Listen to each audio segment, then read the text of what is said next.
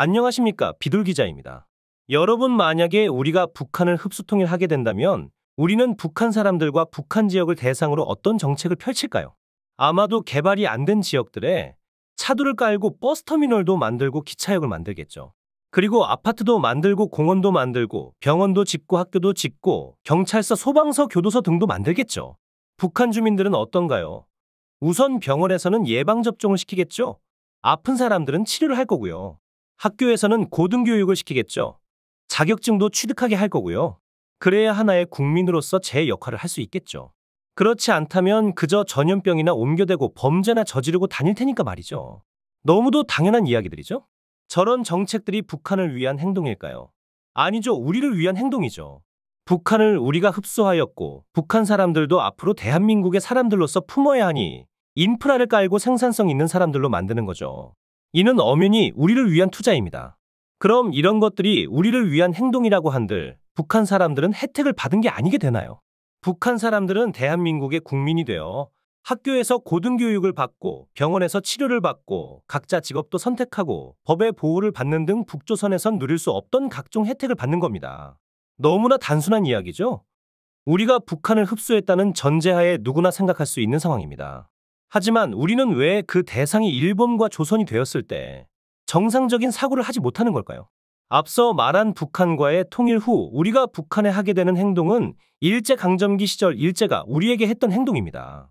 일제가 우리를 위해 투자한 게 아니더라도 우리는 혜택을 받았습니다. 그 시절을 통해 근대화를 했고 국민의 삶의 질이 올라갔습니다. 이는 감성적인 영역, 기분의 영역이 아닌 그저 사실 그 자체, 역사 그 자체입니다.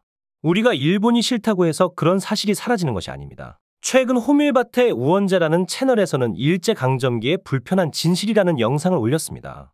역사적 자료와 통계를 근거로 일제강점기에 있었던 일들을 이야기하였습니다. 거기에는 일본의 잘못된 점들도 담겨 있습니다. 하지만 광복절에 이 영상을 학생들에게 보여준 부산의 한 중학교 선생은 업무에서 배제되었고 학교 측에선 사과까지 하였습니다. 언론과 야당에서는 역사 왜곡, 일제강점기 미화라는 자극적인 워딩들을 사용하며 여론을 부추겼고 수많은 국민들이 악플을 달며 비난을 하고 있습니다. 여러분, 역사는 드라마가 아닙니다. 역사는 소설이 아닙니다. 감성의 영역이 아니라 사실의 영역입니다.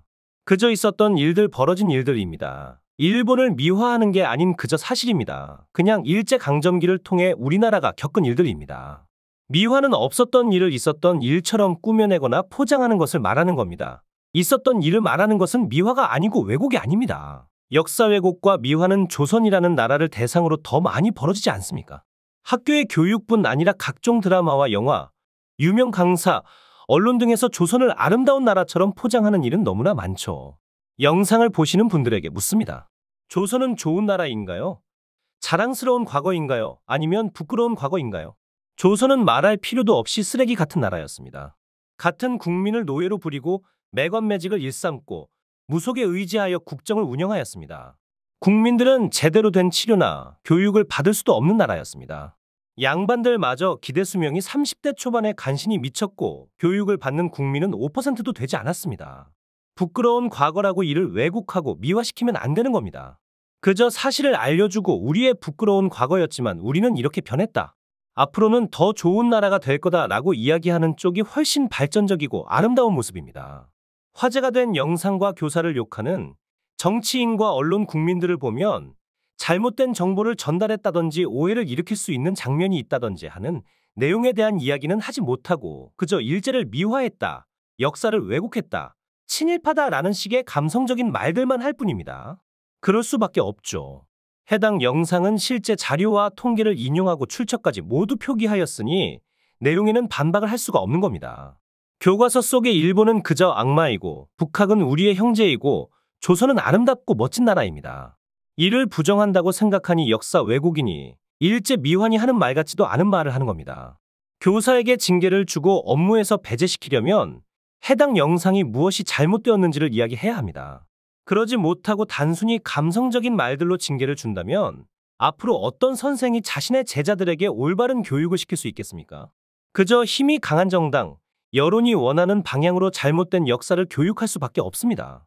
민주당은 워낙 반일을 좋아하는 정당이니 이해합니다. 이전 후쿠시마 오염수 영상에서도 이야기하였지만 그들이 반일을 표파리에 이용하는 게 하루 이틀이 아니니까요.